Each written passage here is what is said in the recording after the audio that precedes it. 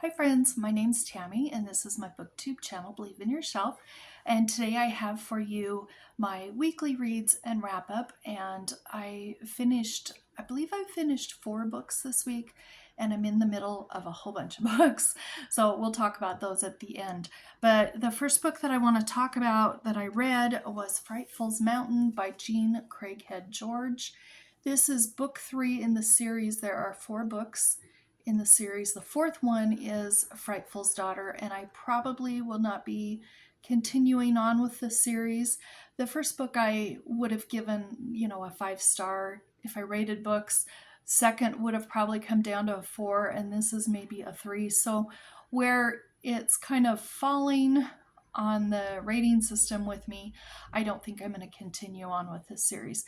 This book here does talk about Frightful, but most of it is about kind of endangered species and taking care of the animals. And she lays some eggs in a nest on a bridge that is being repaired. And there's a classroom of kids that have learned about the peregrine falcons, and they are protesting the bridge being fixed right now because she's trying to get her eggs to hatch, and there are not very many of her type left in the world, and they want her babies to survive. And so they write to their state leaders, and it's a lot about that story, not quite as much about Frightful herself, or the main boy that's in the other stories also. There's not a lot about him in here. So it is kind of veering off a different direction. I did like it, but I'm not going to continue with it, I don't think. And this here on my bingo board that Dagmoon has made for us is going to go on rights right there, because the kids in the class really fought for the rights of these birds, and in hopes that she would be able to raise her babies and they would be able to go out in the wild also. So I'm putting Frightful's Mountain right there. And I know right now I have a bingo going across here, and I think that's the only one so far, but I will have more bingos here in a minute. The next book that I read was The Year of Miss Agnes by Kirkpatrick Hill.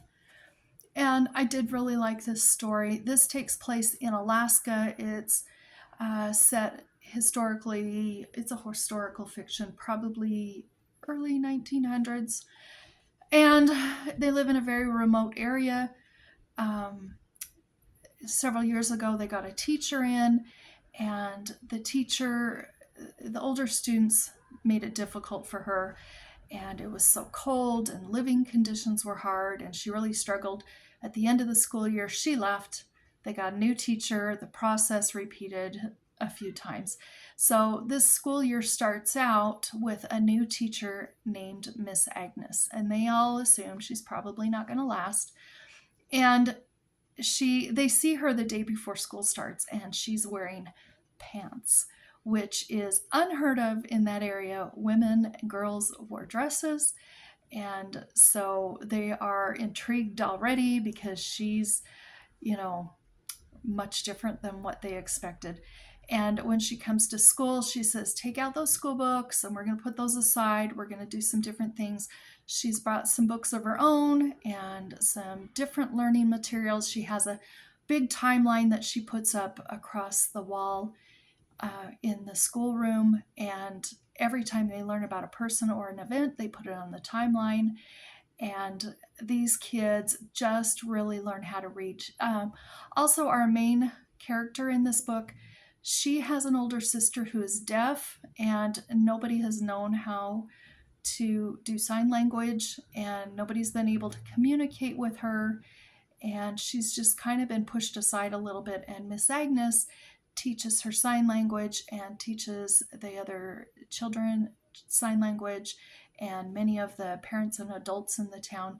Anyway, these kids just flourish with her teaching. and they grow to love her so much. But she's from England, and she's been away for quite some time, and she wants to go back to her home. So at the end of the school year, she leaves, and the kids are all sad because, they've lost another teacher, but this is one that they really liked. And at the end of summer, right before school starts again, they do walk past the teacher's house, and guess who they see? They see Miss Agnes, and she has returned at least for one more school year to teach, and they're so happy. And this was really an enjoyable book. It was very thin, very small book, quick read. You can see the font is very easy to read. So where I'm going to put this book is, I'm going to put this on Rule Breaker, because she did everything that they didn't expect, and she did nothing that they did expect. And, especially just starting with wearing pants. She was a rule breaker. So that's where I'm going to go ahead and put that. Then I have another book to talk about.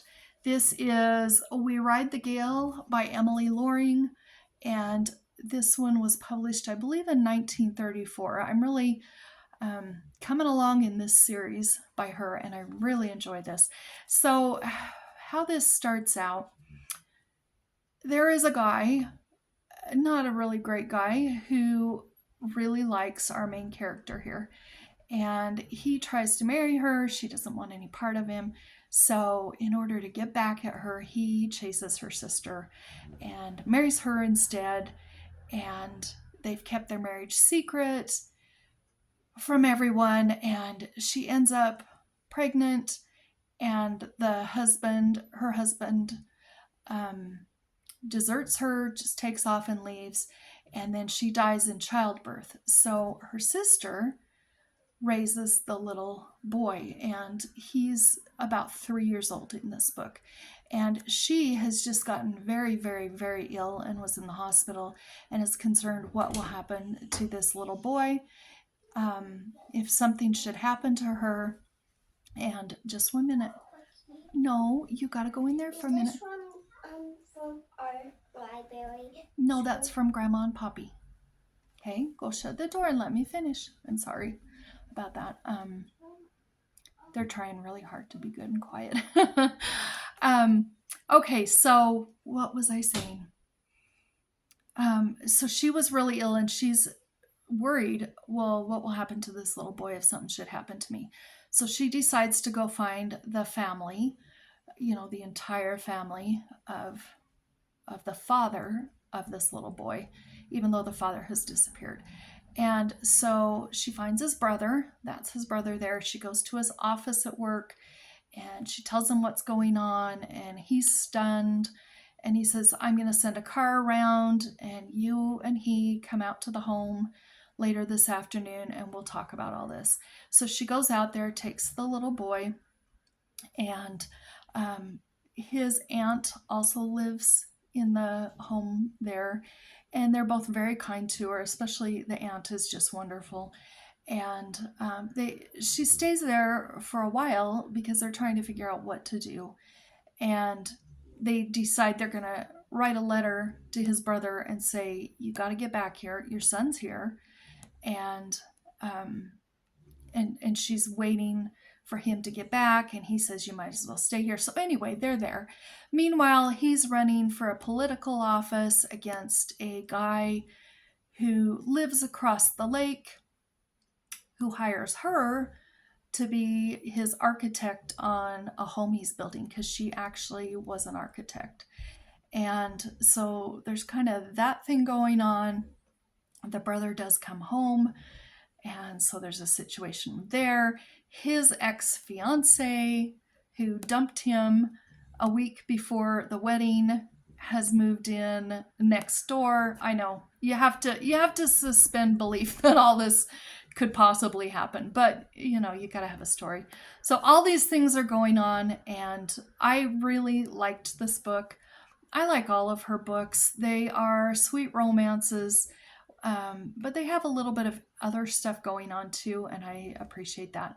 So with this book, We Ride the Gale, I'm going to put this on the square that says inheritance because she wants her little nephew to be acknowledged um, and for them to realize that he's part of the family and he needs to be included in the family. And so I'm putting it on inheritance. So we have a bingo here, a bingo here, a bingo here, and that's where we are. So next I want to talk about what do I want to talk about? Okay, I have another book I read called Kisses from Katie, and it is by, sorry, I have to look at my notes. On the book it says Katie Davis, but she's now Katie Davis Majors, and it's called Kisses from Katie, and this was recommended to me, and by one of my subscribers, and I'm really grateful about that because I don't know that I would have ever read this book, but this was, I don't have a picture of it or a copy of it, so I'll just tell you about it, and I will list it down below as I always do, all the books that I talk about. But this is about an amazing person. In high school, when I think it was in her junior year, she went for a 2-week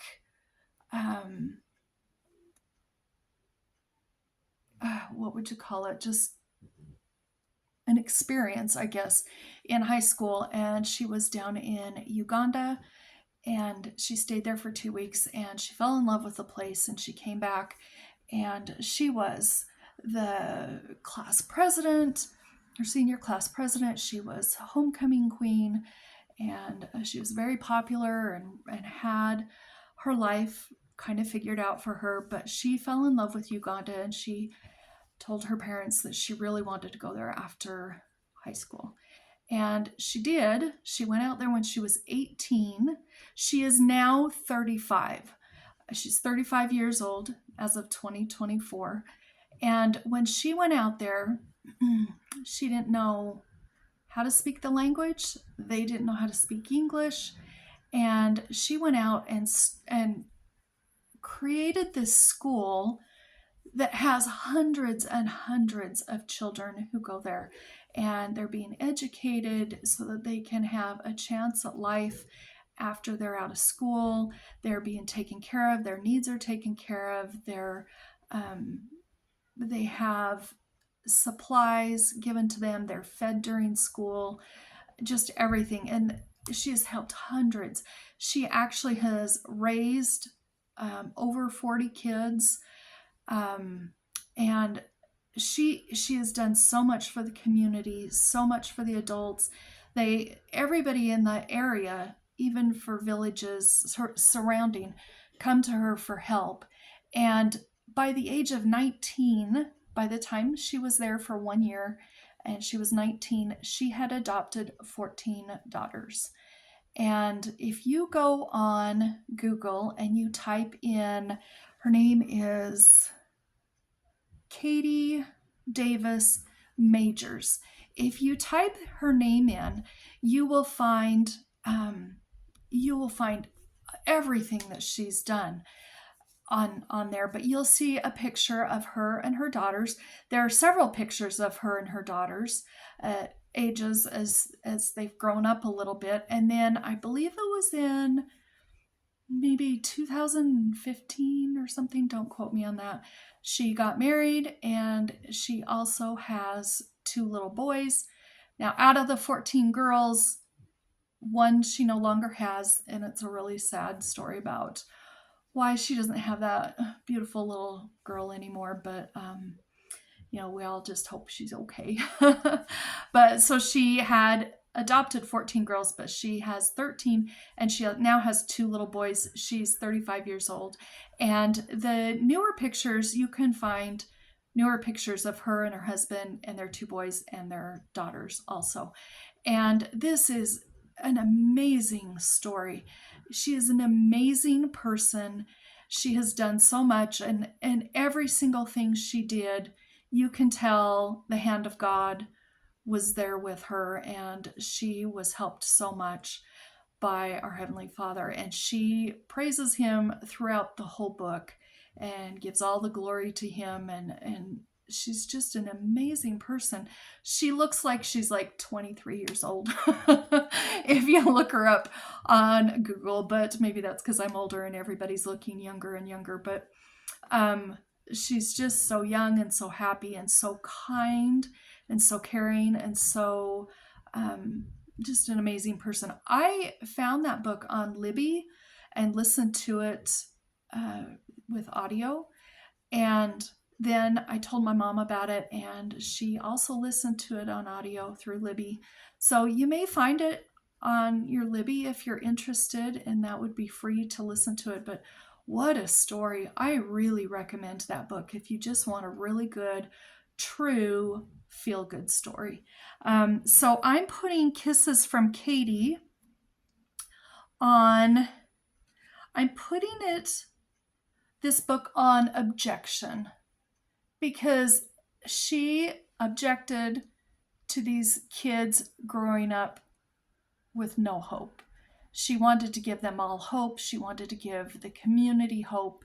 Everybody she ran into, she wanted them to have hope, and didn't want them to suffer the way they were suffering, the way physically a lot, and also just really sad. It was really sad. It is really sad, and it makes you realize how much we have here, and maybe perhaps we don't even appreciate as much as we should. And but I'm putting that on objection because she went in there and turned things around. So I think I have 2 bingos going up and down, and I have 1 bingo here and 1 bingo here. So I have 4 bingos so far. I have 3, 4, 5 squares left. Now I'm gonna get at least 3 of these filled in, and I will show you next Sunday. Well, you'll see it on Monday, but next Sunday I'll film my wrap up and show you what I did finish before the end of 2024, and then I'll also show you the new bingo card that Dagmoon has made us, and there'll be hopefully some books on that bingo card as well. So I'm reading Amelia, Bedelia Goes Wild by Herman Parish with my granddaughter Amelia, and she's actually reading this to me. She just sits up on my lap and we snuggle up, and she's reading the whole thing to me, and when she needs help with words, I will help her, and her reading has just come along. I noticed when she came home with her library book from school right before Christmas break, she's in a first grade, and they've put her on sent her off to the 3rd grade level of books to check out. So I was happy about that because her reading has really come along. But she's enjoying this. This is one of those, big chapter books for kids, and she loves it. This is for ages 6 through 10, and it's great. So I will be finishing that, and I have a square to put that on. I'm also reading The Adventures of Sophie Mouse, a New Friend by Poppy Green with my granddaughter Charlotte, and this is about Sophie Mouse again, and she has lots of friends. All of the little animals in their little area are friends, and first day of school, she goes to school, and there is a new friend at school, and it's the snake. And so she makes friends with the snake, and we're enjoying this. This one here is really good for the little kids because there's just a lot of pictures, and it's always a very sweet and happy story. And then I'm also reading, I just started this yesterday. It's called Dinner with Edward, A Story of Unexpected Friendship by Isabel Vincent. And I don't know where I heard about this. I may have just seen this on Amazon, or I might have heard about it somewhere. I can't remember now. But this is a nonfiction book, and there are two friends. They've been friends for a long time. The one lives in New York City, and one lives across the country. And the one that lives across the country, I can't remember their names because I just barely started this, but her mother passed away at the age of 95, and her father is really struggling to want to stay alive. He just wants to pass on and hopefully be with his wife in the next world. And he ends up in the hospital.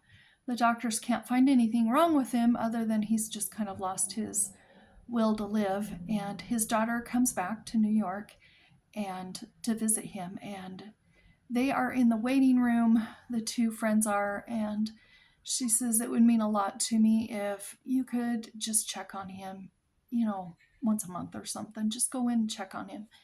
And she said, and you'll probably get a meal out of it because he does like to cook. And so she does. A couple of months later, after he's out of the hospital, she decides to meet up with Edward at Edward's home and for her friend.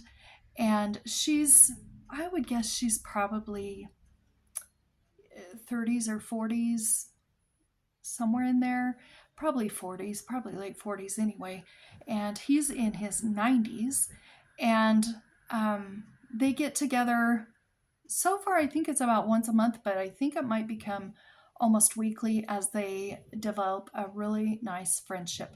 And the fun thing about it is at the first of every chapter, it tells what he made for them for dinner. So there's a little menu at the beginning of every chapter, and I've just really enjoyed this. This one here, they had herb roasted chicken in a paper bag, roasted vegetables, fennel remoulade over lettuce, popover flambe, and martinis. And I'm really liking this. This is the author, and this is a true story, and I'm enjoying that one. The other one that I don't know if I will get finished or not, I have a place on my bingo card for it, for ephemera, and it's my Susan Branch book, Martha's Vineyard, Isle of Dreams. And, she has photos in here. She has recipes. She's got ticket stubs and drawings, and just there's all sorts of stuff in here. And there's some more. You can see, this is why I was going to put this on ephemera, but I don't know if I'm going to get this finished. So if I don't, that's okay, because I have seen the new January bingo board, and there's a place on that bingo board that I can put this. So that's what I'm going to do. The other book that I forgot to grab, it's over there. But the other book that I am just starting is oh my gosh, I forgot what it's called. I'm just a couple pages into it.